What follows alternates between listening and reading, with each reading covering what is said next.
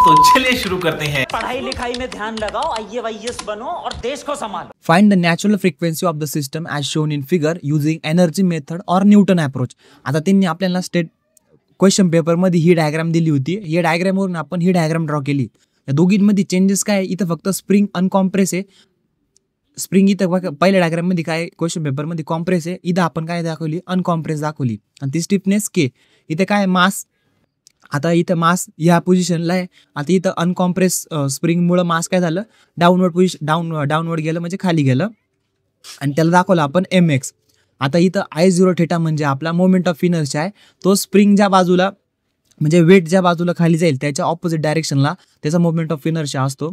त्याच्यानंतर x2 आपला हा मोठ्या पुलीसाठी आहे, म्हणजे दोन पुल्या इथं, एक मोठी पुली एक छोटी पुली. तर छोट्या पुलीचं रेडियस आपण R ने दाखवलेलं आहे आणि मोठ्या पुलीचं रेडियस आपण कॅपिटल R ने दाखवले.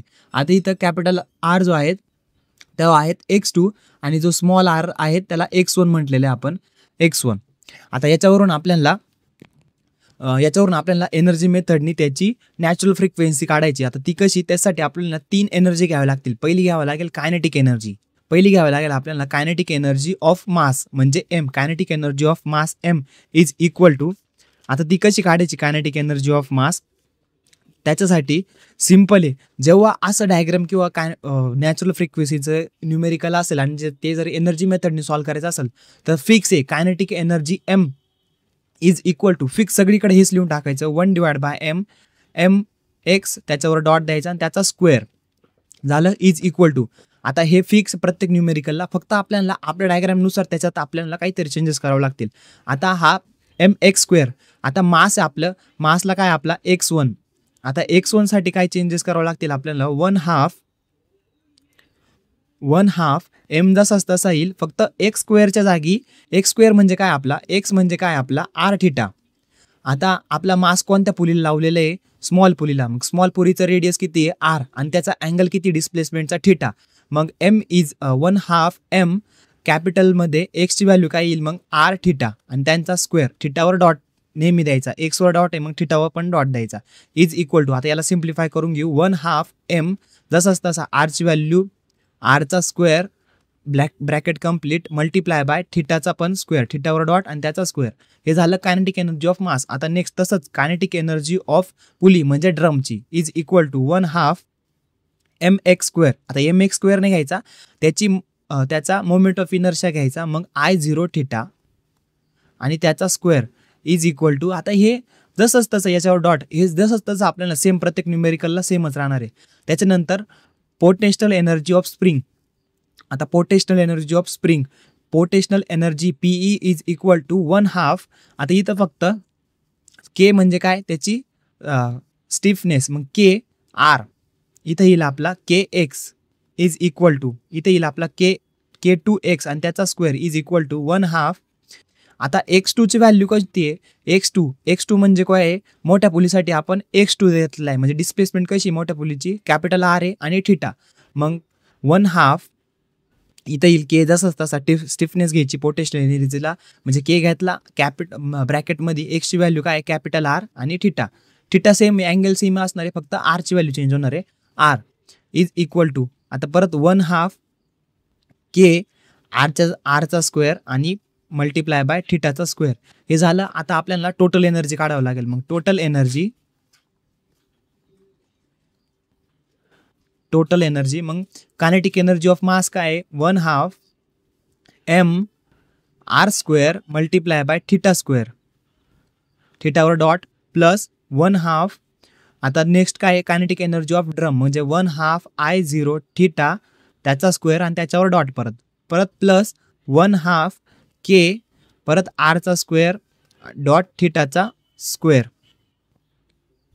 इज इक्वल टू 0 काय आहे कॉन्स्टंट, तो नेहमी लिहायचा. आता नेक्स्ट काय करायचं आपल्याला, फक्त याला डिराईव्ह करायचे dy/dt, दोन्ही बाजूला इक्वेशनच्या dy/dt ने डिराईव्ह करायचं आणि त्यात व्हॅल्यू टाकू 1/2 mr² θ² प्लस 1/2 I0 थिटाचा स्क्वेअर, त्याच्यावर डॉट द्यायचा, डॉट विसरायचा नाही, 1/2 K R चा स्क्वेअर, R² घेतला तसा. आता इथं θ² जागी 2θ आणि मल्टिप्लायला त्याला थिटा आणि सिंगल डॉट घ्यायचा इज इक्वल टू 0. हे झालं. इथं फक्त डॉट नाही, त्याच्यावर फक्त सिंगल डॉट घ्यायचा आहे. आता काय करायचं, याला सिम्प्लिफाय करायचं या इक्वेशनला. मग 1/2 कॅन्सल झाले. परत 2 थिटा आणि 2 थिटा पण कॅन्सल झाले. शिल्लक काय राहिले ते लिहून घ्यायचं फक्त. मग mr² dot theta double dot plus 1/2 I0 theta double dot plus k multiply by r त्याचा स्क्वेअर डॉट आणि theta single dot is equal to 0. आता हे आपलं असं इक्वेशन आहे. आता याला परत सिम्प्लिफाय करू. आता हे जे mr आणि I0 आहे याचा 1/2 कॅन्सल झालेला आहे, तो चुकून लिहिला गेला. परत mr जसा तसा लिहून घेतला, त्याचा स्क्वेअर लिहून घेतला, त्याला ब्रॅकेट टाकलं आणि हे सिंगल थिटा आहे ना, डबल डॉट थिटा आहे ना, त्यांना कॉमन घेतलं. मग कॉमन घेतल्यावर ते असं होईल theta double dot into the bracket mr आणि I0 plus I0 bracket complete plus k r त्याचा स्क्वेअर आणि theta single dot is equal to 0. आता याला काय करायचं आहे, याला कम्पेअर करायचं आहे SHM इक्वेशननी. या इक्वेशनला कम्पेअर करायचं आहे. Compare with SHM equation. आता याला इक्वेशनला SHM इक्वेशन बरोबर कम्पेअर केलं तर कसं होईल, मग WN म्हणजे natural frequency is equal to KR², हा बाहेर होता, तो याच्यात आला स्क्वेअर रूटमध्ये, डिवाइड बाय mr², जसाच तसा घ्यायचा आपला, मल्टिप्लाय बाय I0, मल्टिप्लाय नाही प्लस I0. हे झालं आपलं नॅचरल फ्रिक्वेन्सी.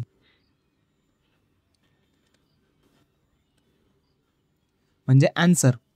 आणि हे आन्सर असेल रेडियल पर सेकंडमध्ये. आणि याला जर आपल्याला नुसतं हर्ट्समध्ये कन्वर्ट करायचं असेल तर WN is equal to 1/2 into the square root KR² divide by mr² plus I0. हे झालं आपला हर्ट्समध्ये. तुम्हाला जर न्यूमेरिकल समजला असेल आणि व्हिडिओ जर आवडला समझ रहे हो आप असेल तर इंजिनियर एक्सप्लेन चॅनलला सबस्क्राईब करा, व्हिडिओला शेअर करा आणि व्हिडिओला लाईक पण करा, कमेंट पण करा. आणि thank you so much for watching. भेटूया आपण परत एकदा एका नवीन व्हिडिओमध्ये.